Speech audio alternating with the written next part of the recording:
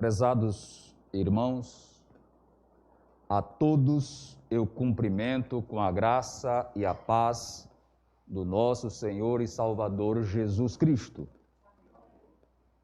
Somos gratos a Deus por esta oportunidade de estarmos aqui presentes para celebrar o nome do Senhor.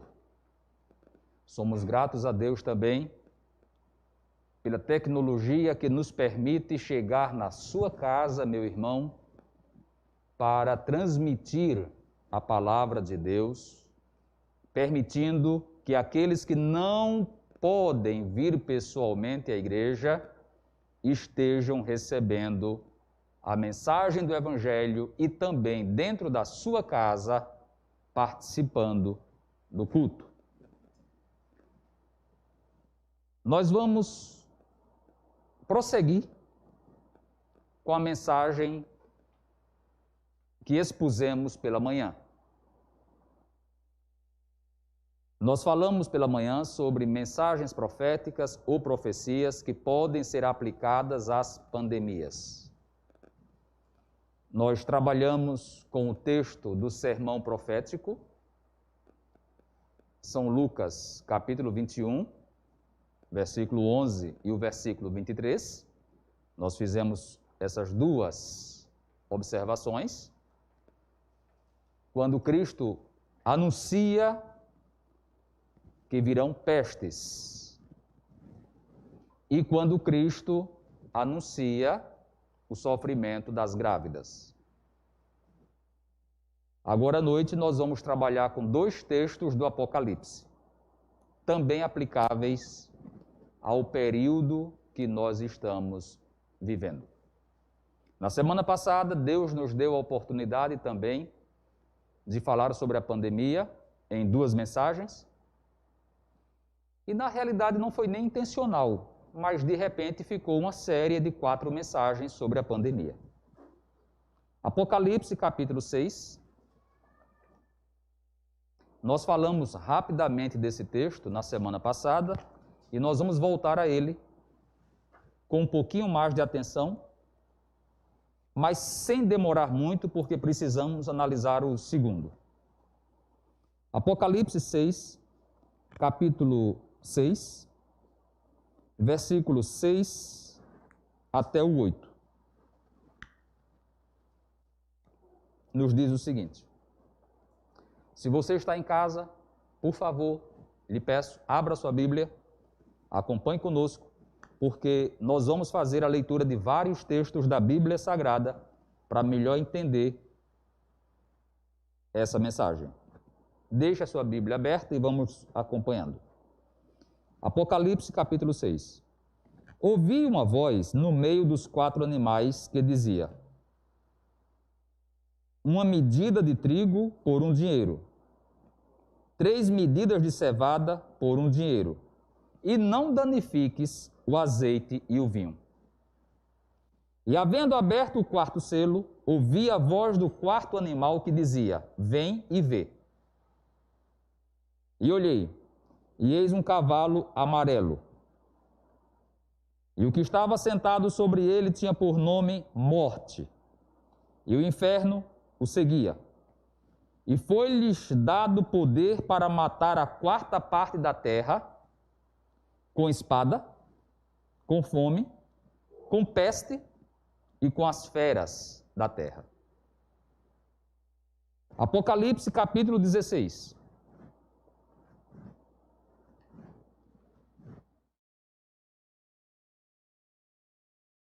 Versículo 9. E aí nós vamos pular alguns versículos. Acompanhe comigo a leitura. Versículo 9. Os homens foram abrasados com grandes calores e blasfemaram o nome de Deus, que tem poder sobre estas pragas, e não se arrependeram para lhe darem glória. Versículo 11. E por causa das suas dores e por causa das suas chagas, blasfemaram do Deus do céu e não se arrependeram das suas obras. Versículo 21. E sobre os homens caiu do céu uma grande saraiva, pedras do peso de um talento. E os homens blasfemaram de Deus por causa da praga da saraiva, porque a sua praga era muito grande. Amém? Deus bendito, Senhor dos céus e da terra, nós vimos a Tua presença neste instante, pedimos perdão por nossos pecados e pedimos a iluminação do Teu Espírito Santo. Aplique a Tua palavra em nossos corações e dê-nos vitória e vida, saúde e paz, em nome de Jesus. Amém. Prezados irmãos, que dividem conosco o templo e os que nos assistem em casa. Nós dissemos pela manhã que a Bíblia Sagrada é um livro altamente profético. E no meio desse livro altamente profético, há um destaque em especial, que é o livro de Apocalipse, que é profético por sua natureza.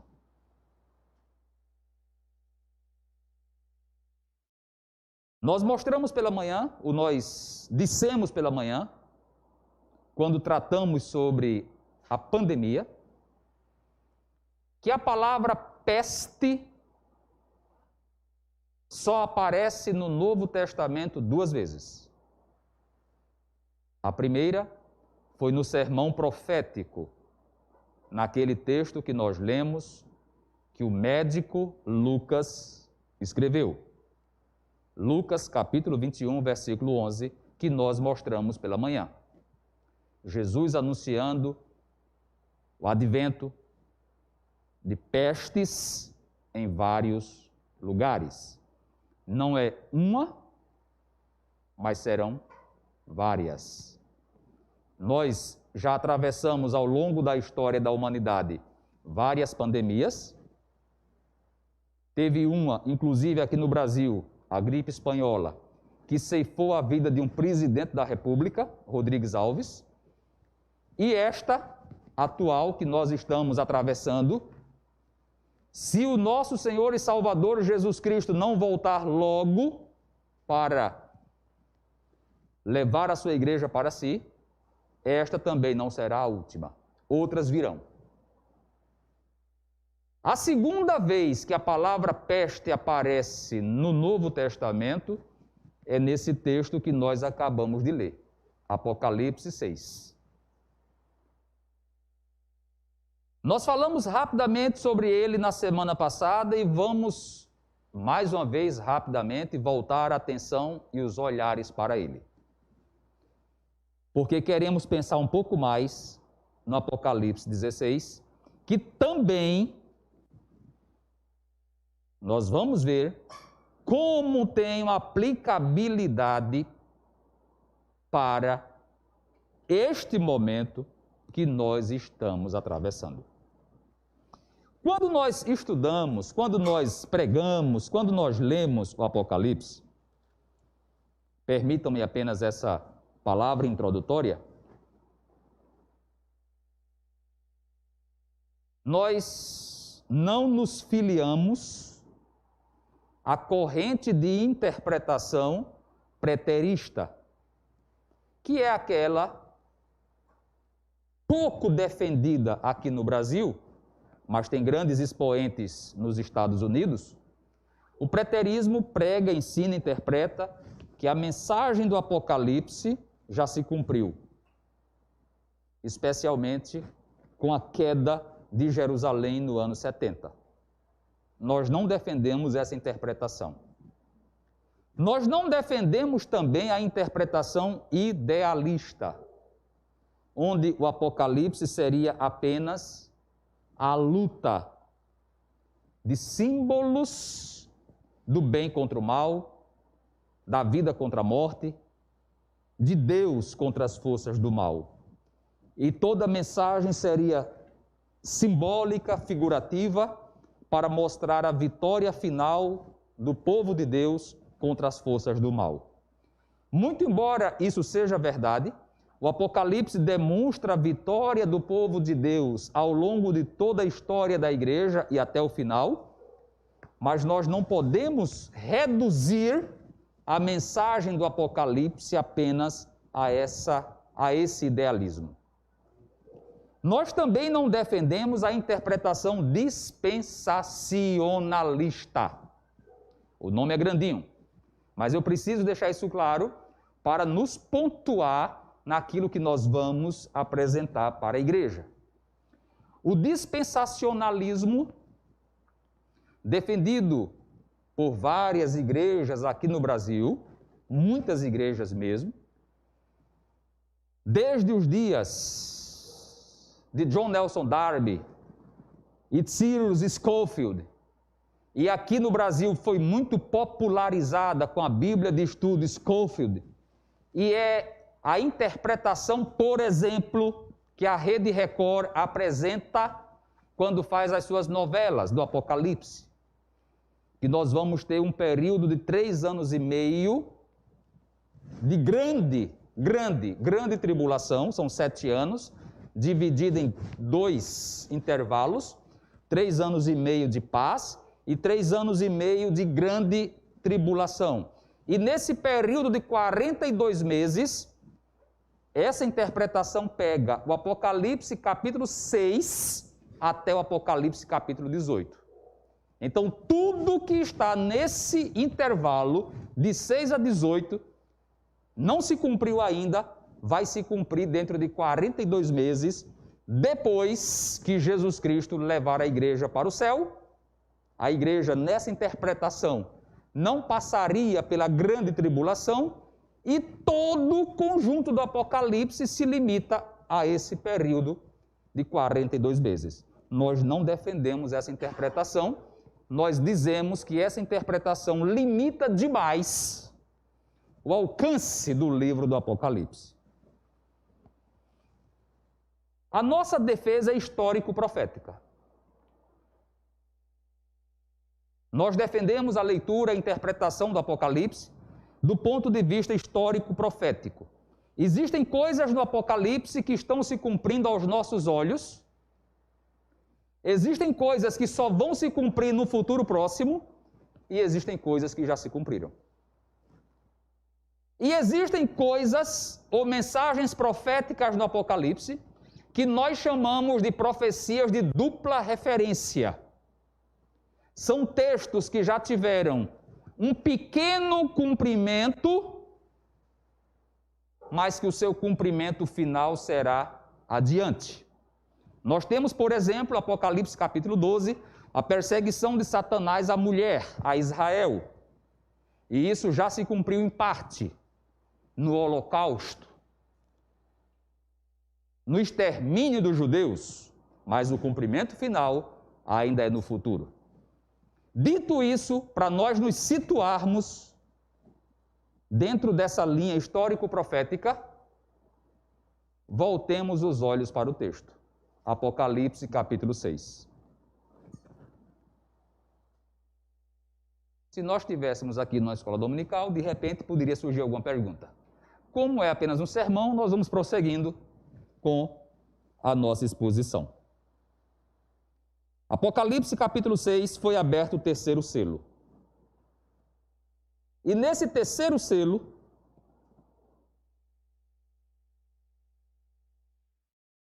nós vamos encontrar uma voz que dizia, estou no versículo 6, uma medida de trigo é a ração diária para um homem comer. Alguns calculam em 450 gramas na época em que foi escrito. Uma medida de trigo por um denário. Por um denário. Denário que é o salário pago por um dia de trabalho, uma diária. Significa dizer, o pai de família trabalhando e o seu dinheiro sendo suficiente apenas e tão somente para bancar a sua própria alimentação. O que ele ganha não dá para alimentar a sua família. Se você tiver dúvida disso, pese o seu prato na hora do almoço.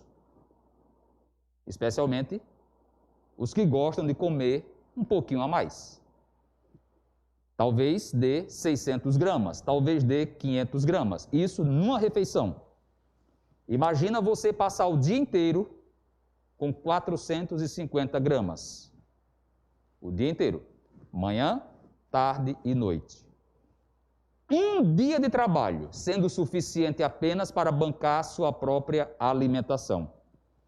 Uma medida de trigo por um dinheiro. 3 medidas de cevada. A cevada era comida dos pobres, era mais barata, mas mesmo assim estava inflacionada por um dinheiro. Quando nós pesquisamos historicamente esse texto, nós descobrimos que está sendo anunciado aqui um período de hiperinflação de quase 1000%. Porque, à época dos fatos, um dia de trabalho, um denário, seria suficiente para comprar 10 vezes mais o que está aqui. O texto está dizendo, então, de período de fome, período de carestia, período de deficiência alimentar. É como se você hoje comprasse, não sei dizer exatamente os valores, mas digamos, 1 quilo de carne, R$40, e de repente esse quilo de carne, ao invés de R$40, R$400. 10 vezes mais. Mas tem uma mensagem logo em seguida que é de chamar a atenção. Diz, não danifiques o azeite e o vinho. Os produtos de luxo permanecem. Escassez de alimento, de um lado, pouco pão na mesa, mas azeite e vinho sobrando. Vamos mais. No versículo 8,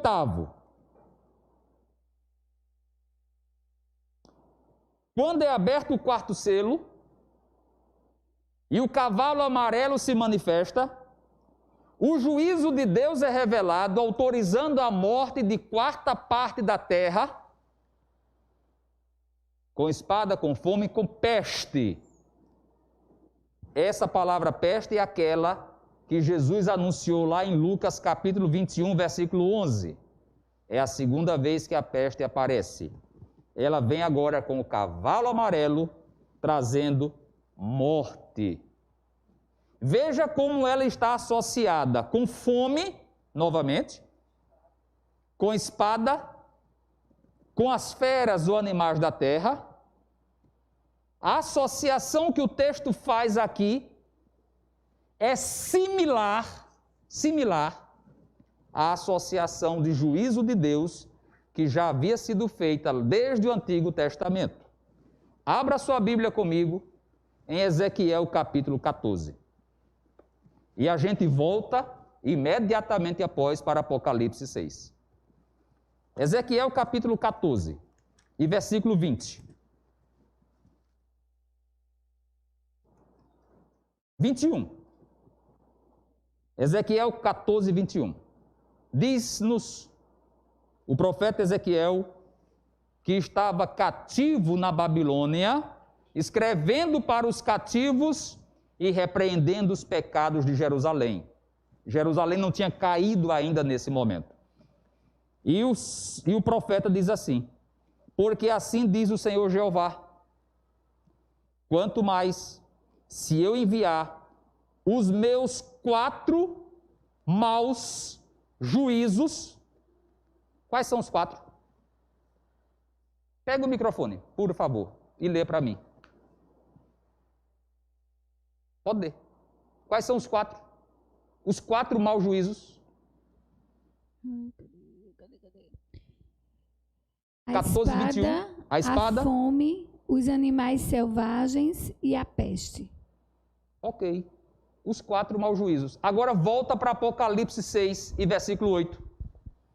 O que é que nós temos no cavalo amarelo? Nós temos os 4 juízos de Deus. Está aqui. A espada, que é a guerra. A fome. A peste e os animais da terra.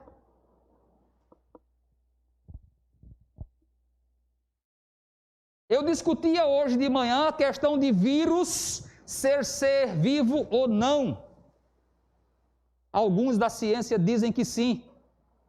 Veja a associação que existe aqui entre a peste, essa pandemia, que é juízo de Deus, como nós explicamos de manhã, sobre a pecaminosidade do homem caído e como ela se associa com a fome, outro juízo de Deus. 2 observações que eu faço aqui com a igreja. Primeira, carestia, pobreza, fome, desnutrição. Recentemente, essa semana, segunda ou terça ou quarta-feira, foi publicada uma pesquisa, e está aí disponível na internet, que nós temos hoje no Brasil 125 milhões de brasileiros com deficiência alimentar em plena pandemia. Não é fome. Fome propriamente dita, as pessoas que não conseguem garantir a sua alimentação regular dia a dia, eles calcularam em 10 milhões de brasileiros. Não é um número pequeno, é grande. Nós somos 211 milhões. Saber que nós temos aqui no Brasil hoje 10 milhões de pessoas com fome. Se é verdade que nós temos no Brasil hoje 40 milhões de evangélicos, está na hora da igreja evangélica socorrer a quem passa fome. Agora nós temos 125 milhões de pessoas com insegurança alimentar, dizem os pesquisadores. E o que é insegurança alimentar? É o camarada comer hoje e não saber se amanhã tem o que comer.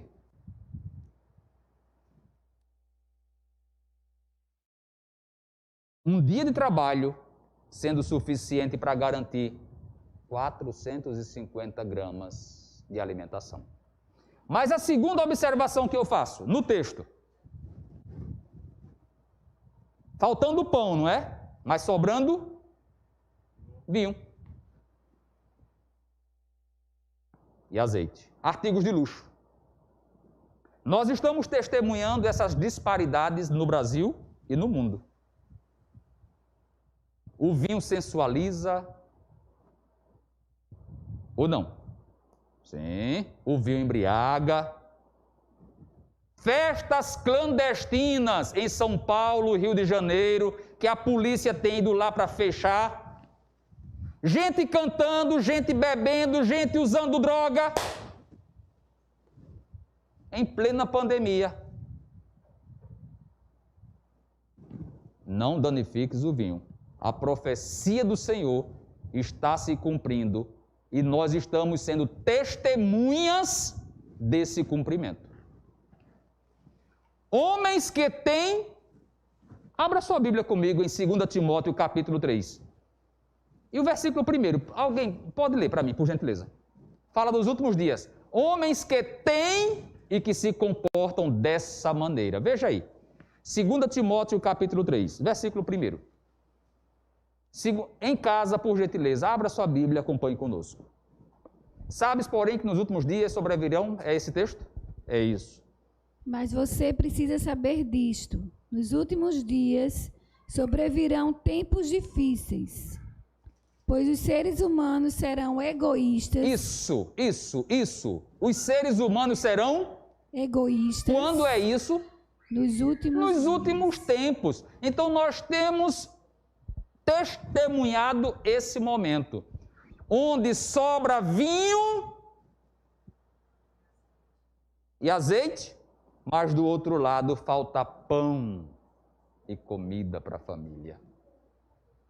Humanidade não solidária, humanidade que não tem entendido a mensagem real do Evangelho. Nós somos testemunhas desse dia. Amém? Que Deus fale aos nossos corações, que Deus transforme as nossas vidas, para que nós possamos dar aos outros, ajudar aos outros, ser solidário com os outros. Apocalipse capítulo 16, onde nós precisamos ter um pouco mais de tempo. Nós lemos em Apocalipse capítulo 16, e os irmãos observem comigo, nós lemos os versículos 9, 11 e 21. Acompanhe novamente comigo o texto. 9, 11 e 21 tem uma palavra que se repete nos 3 versículos. Ele fala de pessoas que estão sofrendo, pessoas que sofrem inclusive na pele, por conta da peste, por conta das pragas, pessoas que não se arrependem. Agora no versículo 9, no versículo 11, no versículo 21, tem uma palavra que se repete. Qual é o verbo que se repete aí? Nos 3 versículos. Blasfemaram. Blasfemar. Ficou muito perceptível isso, não foi? Muito perceptível. Blasfêmia no meio do sofrimento. Blasfêmia nos dias de pandemia. Blasfêmia nos dias de Covid-19. E nós estamos testemunhando isso em nossos dias, em nosso país, em nosso mundo. Vou lhes dar alguns exemplos. A palavra blasfêmia é usada na Bíblia Sagrada com mais de um sentido. O sentido tradicional que nós atribuímos é que blasfemar é falar mal da divindade, é ofender verbalmente ao Senhor. Esse é o sentido tradicional que nós comumente expomos e apresentamos com relação à blasfêmia. Por isso que desde o começo da lei de Deus, o Senhor tem prevenido o seu povo: não tomarás o nome do Senhor em vão. Está lá em Êxodo capítulo 20. Isso é tão sério que nós devemos ter muito respeito com o nome de Deus. E me permitam os irmãos, sem querer, mas eu tenho dificuldades com algumas coisas, inclusive com o nome de Deus em política. Fecha esse parênteses. Não tomarás o nome do Senhor teu Deus em vão.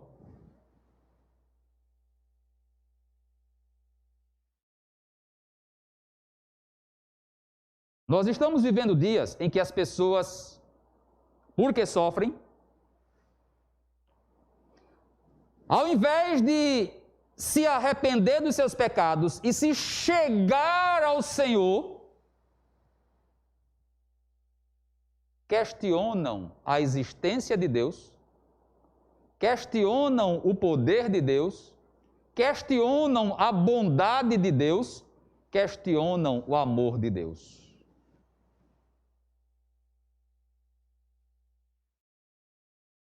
Alguém já disse, e você já ouviu isso: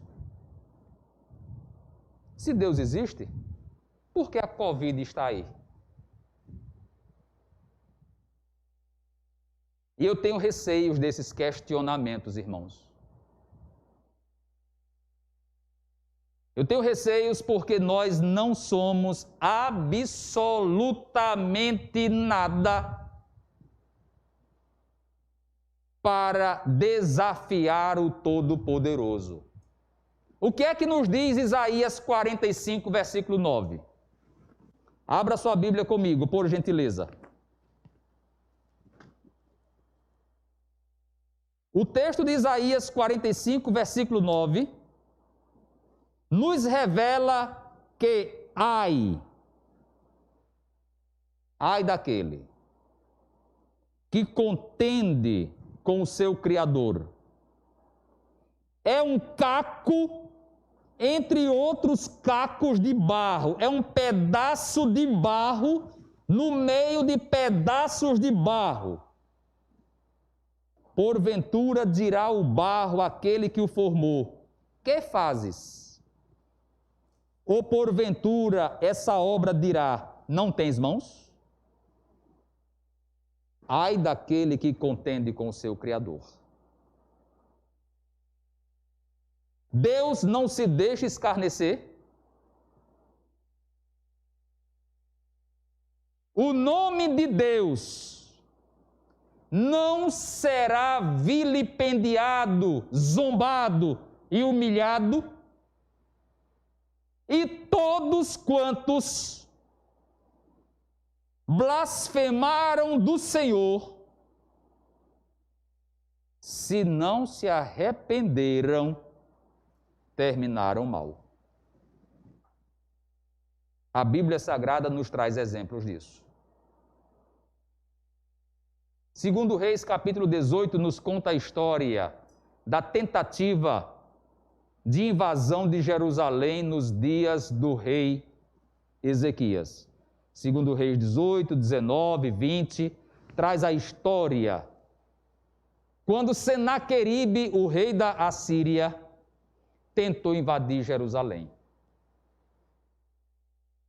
E ele escreveu cartas para o rei Ezequias. O rei Ezequias tremeu nas bases, porque a Síria naquele momento já era de um poderio bélico extraordinário. A capital era Nínive, e os ninivitas eram famosos por sua crueldade. Não tinham tolerância com os vencidos, e eles estavam dando uma oportunidade para o rei de serem tolerantes. Se vocês se renderem, se vocês se entregarem, nós vamos contemporizar e preservar a vida de vocês. O recado era esse. Agora nós vamos entrar na sua cidade. Nós vamos destruir suas portas. Nós vamos destruir os seus muros.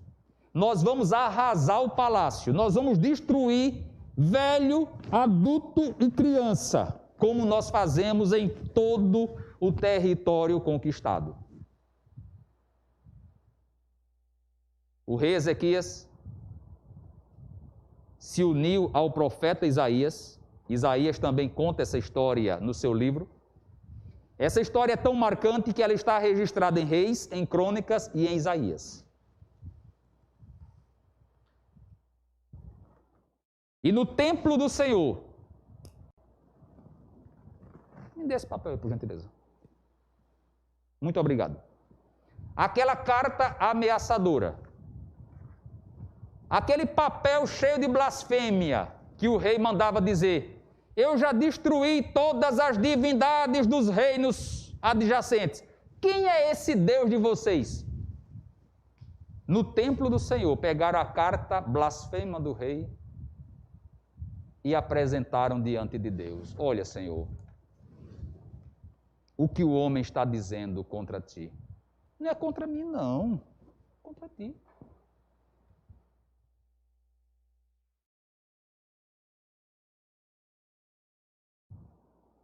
Assunto foi resolvido. Senaqueribe desafiando Jeová, Senaqueribe desafiando os profetas de Deus, Senaqueribe desafiando os servos do Senhor. Naquela noite, o exército do rei da Assíria cercando Jerusalém, ameaça real, presente, constante, fome, sede. Era difícil sobreviver nessas circunstâncias.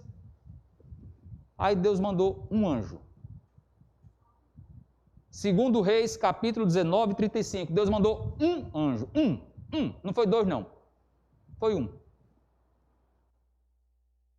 185 mil soldados da Assíria foram exterminados. Deus é Deus. O Senhor dos exércitos, o seu nome sempre será santificado. Pai nosso que estás nos céus,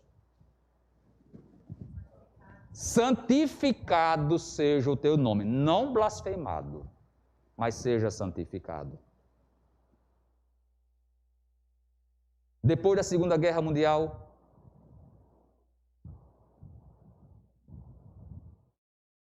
alguém perguntou: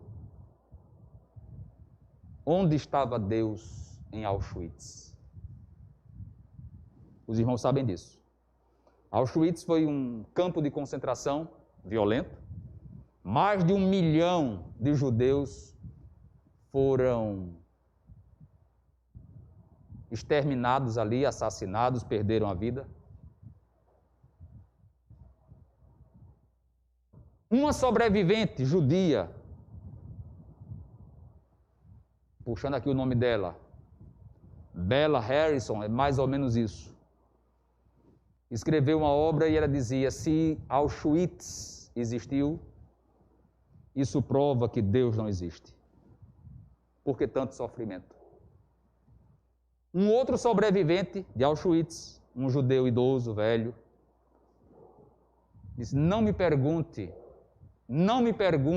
onde Deus estava em Auschwitz, porque eu estive em Auschwitz e Deus esteve comigo manhã, tarde e noite.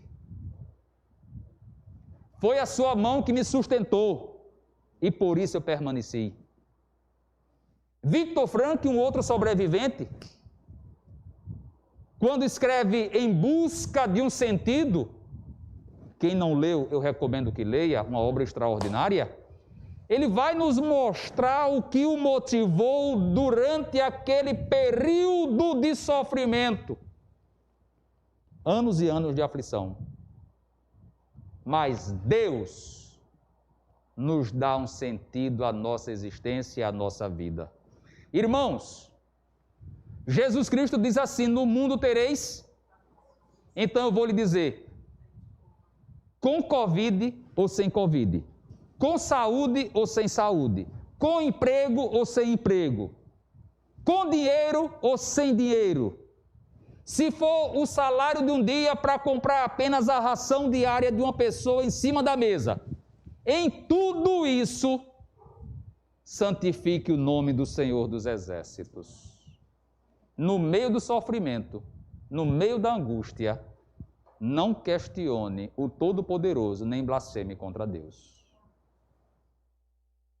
Mas tem um outro sentido que essa palavra é aplicada no Novo Testamento: a blasfêmia. Qual é o outro sentido? Abra sua Bíblia comigo.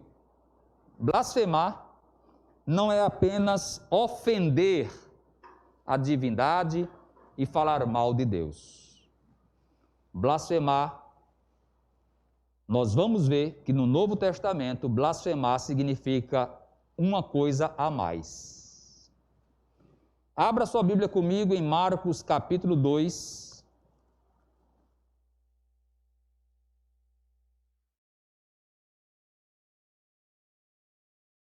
Versículo 5 e versículo 7.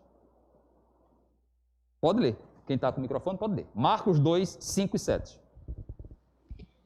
Vendo-lhes a fé, Jesus disse ao paralítico: filho, os seus pecados estão perdoados. 7. Como ele se atreve a falar assim? Isto é blasfêmia. Quem pode perdoar pecados a não ser um, que é Deus? Muito bem. Jesus falou mal de Deus? Observe o texto. Não falou mal de Deus. Mateus capítulo 26. Versículo 64 e versículo 65. Lá em Apocalipse 16, que é o nosso texto base, mostra que os homens estão blasfemando no meio do sofrimento. E veja que tipo de blasfêmia hoje eles estão cometendo. Jesus respondeu: é o Senhor mesmo quem está dizendo isso. Mas eu lhes digo que desde agora vocês verão o Filho do Homem sentado à direita do Todo-Poderoso e vindo sobre as nuvens do céu. Então o sumo sacerdote rasgou as suas vestes e disse: blasfemou. Ok, pronto, até aí. Jesus, nesses 2 episódios, foi acusado de blasfêmia. Marcos capítulo 2, ele cura um paralítico. E os judeus disseram que ele tinha blasfemado porque ele disse: filho, os teus pecados estão perdoados. No julgamento, perante o sinédrio, o sumo sacerdote fica nervoso e diz que Jesus blasfemou, porque Jesus disse que iria se assentar ao lado de Deus Pai Todo-Poderoso. E isso era blasfêmia. Blasfêmia sem ofensa à divindade, porque ele não disse nada assim contra Deus. Porque para os hebreus, esse era o segundo sentido da palavra blasfêmia. Blasfêmia era se fazer igual a Deus. Então, tudo aquilo que ocupa o lugar de Deus é blasfêmia contra Deus. Tudo aquilo, eu vou repetir, irmãos, tudo aquilo que ocupa o lugar de Deus é blasfêmia contra Deus. Agora volte para Apocalipse capítulo 16.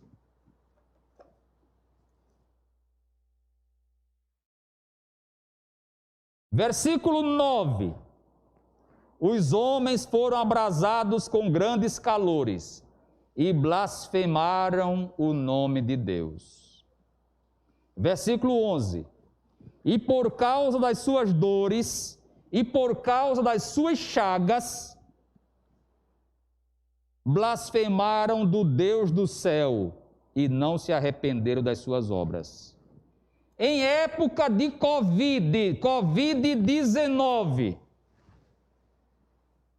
eu escuto uma autoridade do Supremo Tribunal Federal blasfemando contra Deus, quando ele diz: nós temos que acreditar na ciência e ponto final.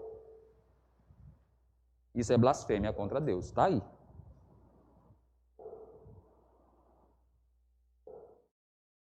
Irmão Jorge, quer dizer então que nós não temos que acreditar na ciência? Não, minha gente, nós vamos acreditar na ciência. Desde a semana passada que nós estamos repetindo isso, nós não somos anticientificistas, nós não somos anti-intelectualistas, nós não somos negacionistas. Mas no momento em que você tira Deus e o substitui por outra coisa chamada ciência, essa deusa ciência, na sua boca, é uma blasfêmia contra Deus. Aprenda isso em nome de Jesus Cristo. Eu posso ir para médico, eu devo me vacinar, eu devo usar máscara de proteção, eu devo obedecer todos os protocolos sanitários, nós falamos sobre isso aqui semana passada, mas nós não podemos jamais negar a intervenção de Deus sobre esta terra e sobre esta pandemia. Vocês se lembram de um rei, lá do Antigo Testamento, que foi repreendido por Deus, porque quando adoeceu, ao invés de buscar ao Senhor, buscou os médicos, e os médicos não o curaram. Segundo as Crônicas, abra a Bíblia comigo. Segunda Crônicas, capítulo 16. Segunda Crônicas, capítulo 16, versículo 12. Asa caiu doente de seus pés no ano 39º do seu reinado. Grande por extremo era a sua enfermidade, e contudo, na sua enfermidade, não buscou ao Senhor, mas antes aos médicos. Irmão, não tem problema, adoeceu, vá para o médico. É para fazer exame de saúde, faça. É para tomar remédio, faça. É para fazer cirurgia, faça. Mas clame o nome de Jesus Cristo. Invoque o Senhor dos Exércitos. Tenha fé naquele que é o Deus de todas as curas. Tenha fé naquele que é o Deus do impossível. Tenha fé no Deus Todo-Poderoso. A palavra do médico nem sempre é a última palavra. Eu sou testemunha disso. Porque nasci com problema cardíaco e o médico disse para minha mãe que ia viver o resto da vida com limitação. Jesus me curou. E ao meu exemplo, tantos outros. Porque onde a ciência falha, a mão de Deus opera. Está aí um volume considerável de homens da ciência responsáveis, valorosos, estudiosos, batendo a cabeça sem saber por que teve pessoas que pegaram Covid e ficaram boas de câncer. Vai entender? O cara tinha câncer num estágio avançado. Eu vi essa reportagem. Pegou Covid. Ficou bom da Covid. Quando voltou para o médico do câncer, que foram fazer outros exames, o câncer regrediu, quase sumiu. Os médicos, os estudiosos, os pesquisadores, os cientistas, assim, com o cabelo para cima, tentando entender, estudando, pesquisando. Irmãos, eu não vejo outra coisa nisso que não seja apenas a mão de Deus Todo-Poderoso. Agora, Apocalipse 16, versículo 9, versículo 11 está se cumprindo. Pessoas que estão blasfemando, colocando outra divindade no lugar de Deus Todo-Poderoso. Vou lhe dar 2 exemplos ruins, ainda sobre isso.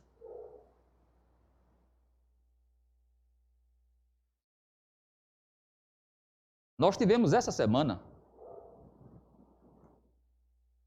e não é coincidência isso não, irmãos. Eu fico triste com isso, fiquei estupefato com essa situação. Até publiquei aqui no grupo da igreja um texto de desabafo nosso, com muito respeito. O Supremo Tribunal Federal, a semana passada, disse que estados e municípios podem fechar igrejas por conta da pandemia. Lembram disso? 2 estados muito atingidos com essas medidas, 2 capitais muito atingidas com essas medidas, São Paulo e Belo Horizonte. E nós tivemos a oportunidade de ver várias reportagens nas 2 capitais, São Paulo e Belo Horizonte, sobre o transporte público. Qual é o distanciamento aqui? 1,5 metro. Eu não posso me aproximar de você 1,5 metro e estou falando de máscara. O pessoal dentro do ônibus, em 1 metro, 9 pessoas por metro quadrado. 9 pessoas por metro quadrado. Lotado. Metrô, lotado. A nossa igreja, no máximo 30%. É porque a Covid na cabeça de alguns governantes do nosso Brasil, e eu digo isso com muito respeito, e nós temos que orar por eles. Nós precisamos orar, a igreja precisa orar, mas alguns estão blasfemando de Deus. Alguns. Essa mesma semana, e é por isso que eu digo, não é mera coincidência,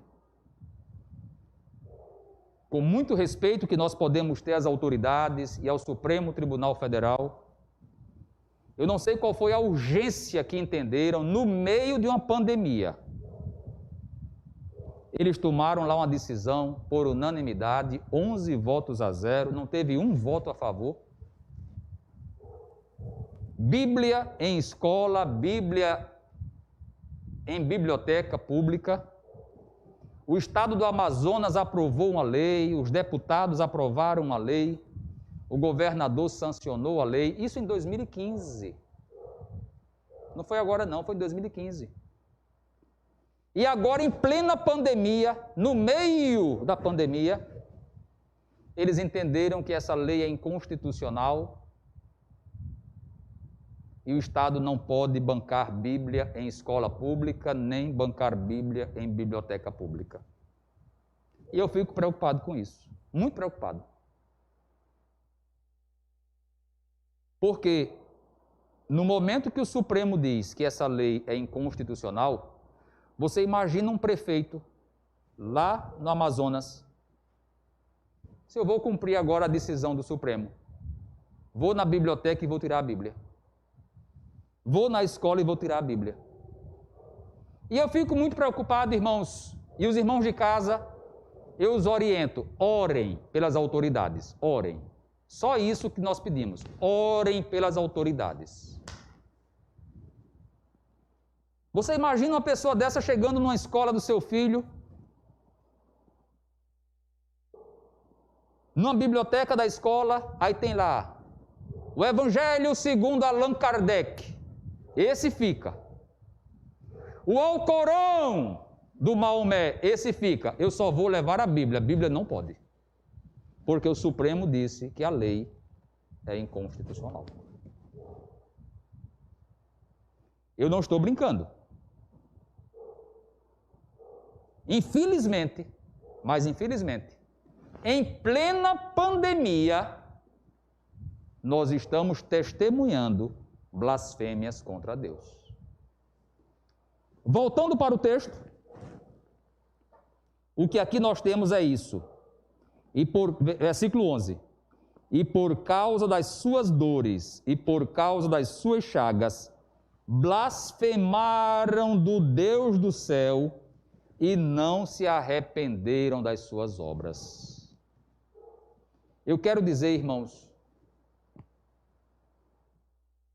sintetizando esse pensamento, que nós temos que reconhecer que Ele é Deus, nós temos que reconhecer que Ele está no controle de todas as coisas, nós temos que reconhecer que nós não entendemos o agir de Deus, nós temos que reconhecer que nós somos pecadores, nós temos que reconhecer que nós, fora Ele, não temos a solução para esses problemas, nós temos que reconhecer que isso que nós estamos enfrentando já foi anunciado por Jesus Cristo no sermão profético e está anunciado no livro do Apocalipse. Não caia, portanto, na blasfêmia contra Deus. Eleve os seus olhos para os montes. O meu socorro vem do Senhor, que fez os céus e a terra. Maldito é o homem, Jeremias 17, versículo 5. Esse versículo, às vezes, deixa algumas dúvidas. Eu quero apresentar para os irmãos a leitura desse versículo. Abra a Bíblia comigo e nós vamos finalizar com ele. Assim diz o Senhor: maldito o homem que confia no homem e faz da carne o seu braço e aparta o seu coração do Senhor. A maldição é para aqueles que confiam no homem e não confiam em Deus. Você pode confiar no seu médico, agora confie em Deus. Você pode confiar na ciência, mas confie em Deus. Agora, se você confia apenas no seu médico ou apenas na ciência, excluindo a Deus, Jeremias 17:5 diz que quem assim procede é maldito. Deus tenha misericórdia do nosso Brasil. Deus tenha misericórdia da nossa nação. Deus tenha misericórdia da minha vida e que nós possamos servir a Ele com humildade.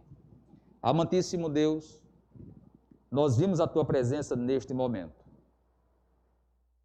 Nós invocamos o Teu nome e nós pedimos, Senhor, que a Tua bênção e a Tua paz esteja sobre os nossos corações. Aplica, Senhor, a Tua palavra em nossas vidas e que nós possamos Te servir e Te adorar, confiando em Ti. E nesse tempo de pandemia, ó Pai, nos protege, nos livra de todo o mal.